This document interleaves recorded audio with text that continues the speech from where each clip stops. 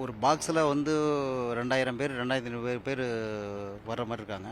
So ஒவ்வொரு 250 பேருக்கும் தண்ணி கொடுக்கணும். ஸோ அதில் வந்து பார்த்திங்கன்னா 4 பக்கத்துலேயும் தண்ணி வரும். ஒரு பக்கம் டேங்க்லேருந்து பாக்ஸ்லேருந்து வரும், ஒரு பக்கம் பைப்லைன்லேருந்து வரும், ஒரு பக்கம் மேனுவலாக ஹேண்ட்லேயும் கொடுப்பாங்க.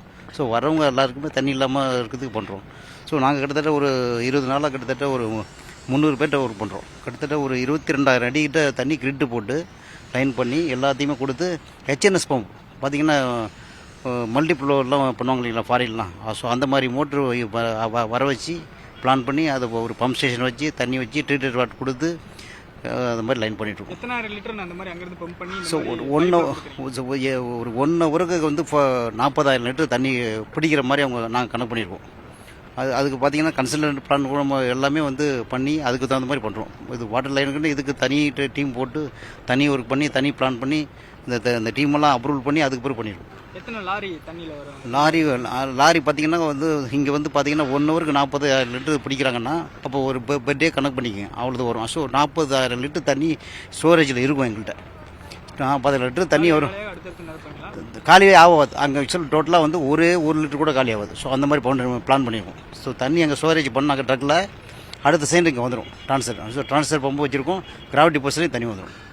தண்ணி லாரியில் வர்றது கிராவிட்டி பஸ்லேருந்து இங்கே வந்துடும் ட்ரான்ஸ்ஃபர் ஆகி. ஸோ லாரி வர முடியாங்கிறக்க பம்ப் ஸ்டேஷனுக்கும் அங்கே தண்ணி ட்ரக் ஃபுல் பண்ணுறதுக்கும் தண்ணி ஏரியா கொடுத்துருவோம். இப்போ பைப் லைன் போட்டிருக்கீங்க, ஒரு பாக்ஸுக்கு வந்து 8 பைப் லைன் பிடிக்கிற மாதிரி போட்டிருக்கீங்க. அது எப்படி தண்ணி பிடிக்கிறதுக்கு அவங்களுக்கு வாட்டர் பாட்டில் கொடுப்பாங்களா? இல்லை இங்கே யூசந்திர glass stainless glass water bottle எல்லாமே அது மாதிரி வாலண்டியர் தண்ணி பிடிச்சி கொடுக்குற மாதிரி எல்லாமே. ஸோ தண்ணி வந்து நெருக்கடியாக கொடுக்குற மாதிரி பண்ணிக்குவோம்.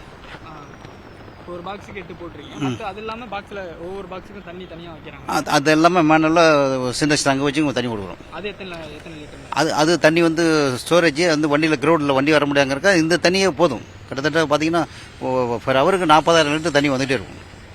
தனியாக வந்து 5000 லிட்டருக்கு டேங்க் வச்சுருக்காங்க, அது எதுக்காக வச்சுருக்காங்க? 5000 லிட்டர் வந்து பார்த்தீங்கன்னா கரண்ட்டு இந்த மாதிரி இயற்கை மழை இந்த மாதிரி ஆச்சுன்னா கிராவிட்டி பஸ்ஸில் அது ஹைட்டாக கொண்டு பயங்கரமாக அதை ஸ்டேஜ் போட்டு அது தனியாக வச்சுருக்கோம்.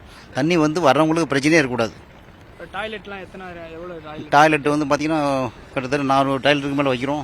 தேவைப்பட்டால் அதுக்கு மேலேயும் வைப்போம். ஸோ உள்ளுக்குள்ளேயே வைக்கிறது 300க்கு மேலே பிளான் பண்ணிருக்கோம்.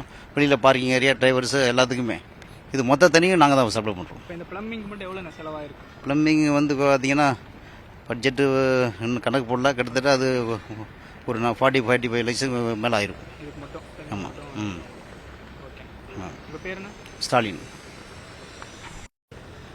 சிஏ இருக்கு. மாநாட்டுக்கு இந்த மாதிரி வேலை பார்த்துருப்பீங்க.